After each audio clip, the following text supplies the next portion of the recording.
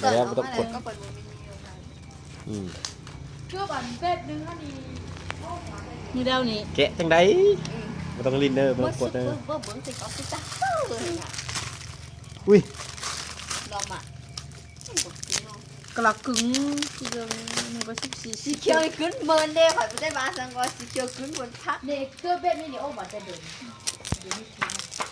มันเปล่าว่าคือโอ้มักแตงโมแล้วสิแตงโมทั้งมือทั้งตรงนี่เห็นจำเนาะเนี่ยท่านนี่มักแตงโมเนี่ยสายท่านเถอะท่านเนาะรู้เขาจะได้ผ่านงามมันก่อนว้าวพี่ขัดจะทาหุ่มเมื่อเลยเขาจะทาหุ่มมือว้าวนี่มันร้อนจัดมีคนแย่กินเลยเจ๊ก็มันเด็กกินพุ่งละใช่กับเรากันว้าวเขาเจอมาเลยดีใจละว้าวนี่เพื่อก็กดรอกดดูเอาไว้ดูเอาไว้เจ้าหาไปเดี๋ยวเคยเอาไว้ด้วยมันจะทานอะไรเงี้ยนะไปกิน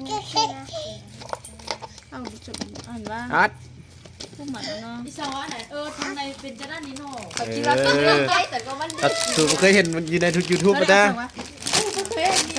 เจ้าตัวมึกกินปลาน่ะโมเมนต์เดี๋ยวน้อยเดี๋ยวสมัยนี้เขาเบิ่งโทรศัพท์แล้วก็เพิ่นอ้อมว่าจะได้ที่เขาพูดเด็กน้อยมากับจีนี่มา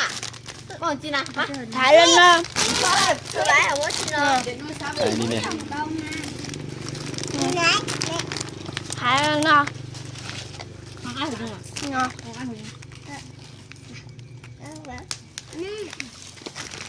ต้องไปได้ของไทยเวียด